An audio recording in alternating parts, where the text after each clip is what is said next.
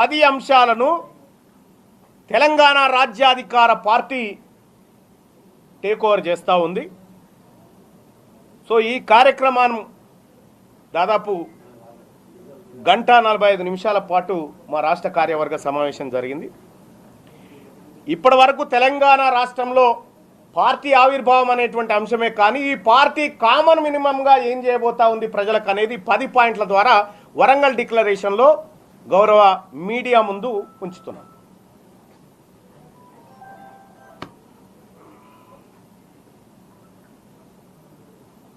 అంతేనా?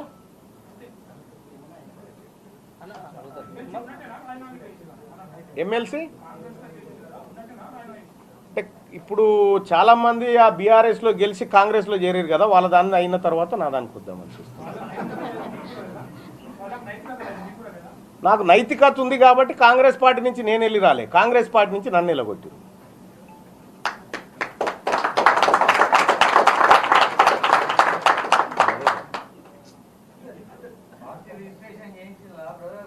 Party registration ప్రక్రియ దాదాపుగా పూర్తయింది.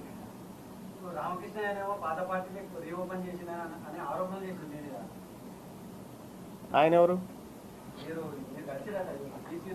నేను చాలా మందిని కలిసినాం ఈ మధ్యకాలంలో, బీసీ నాయకత్వాన్ని చాలా మందిని కలిసినాం.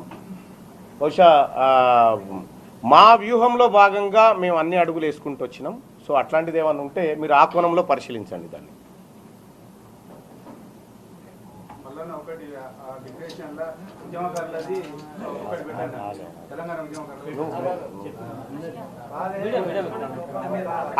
వాళ్ళకి ఛాన్స్ ఏది? జయశంకర్ సార్ జాతి పిత అని చెప్పడం అంటే ఈ ఉద్యమానికి అత్యంత కీలకమైన గౌరవం ఇవ్వడం అన్నట్టు. మొదటి పాయింటే అది. ఇంకొక విషయం ఈ 10వ పాయింట్లో ఇంకొక పాయింట్ నేను మర్చిపోయిన. వాస్తవానికి వరంగల్ పట్టణాన్ని తెలంగాణ రాష్ట్రానికి 2వ రాజధానిగా చేయాలనేది మా పార్టీ తీసుకున్నటువంటి నిర్ణయం.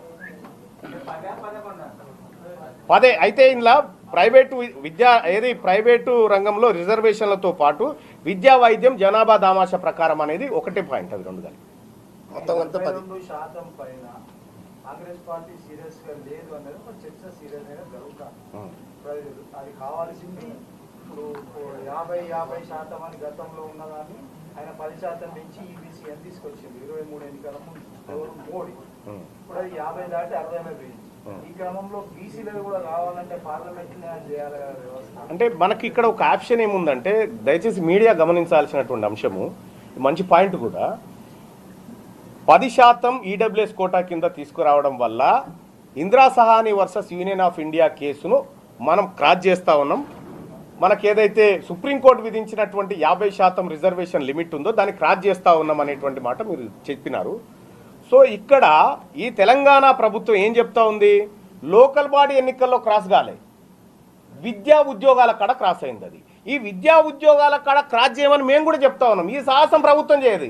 అయ్యే కార్యక్రమం చేయకుండా కాని దాన్ని మాకు చూపెట్టి ఒంటె పెదవులకు నక్కాశ పడ్డట్టుగా మీకు 42 వస్తుంది. ఆల్రెడీ తెలంగాణ రాష్ట్రంలో బీసీ సర్పంచుల సంఖ్య 51.5%. ఆల్రెడీ తెలంగాణ రాష్ట్రంలో బీసీ ఎంపీటీసీల సంఖ్య 50.5%. ఇక నువ్వు కొత్తగా ఇంకో 8 కట్ చేసి ఇచ్చుడు తప్ప కొత్తగా చేసేది ఏముంటుంది.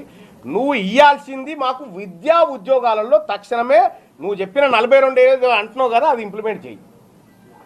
మీరు ఆ విధంగా నువ్వు సుప్రీంకోర్టుకు సైటేషన్ చెప్పొచ్చు. ఏమని?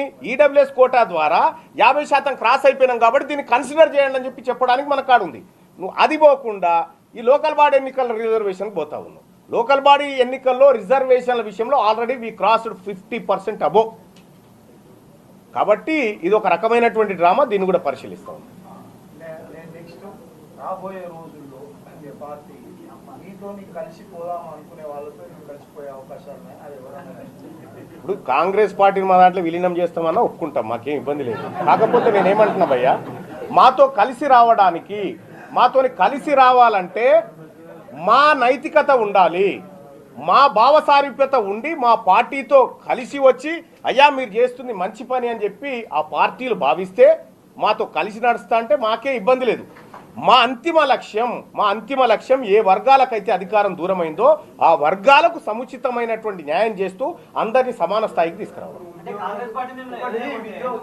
విద్యా ఉద్యోగం విలీనం చేయమంటున్నా. అందుకే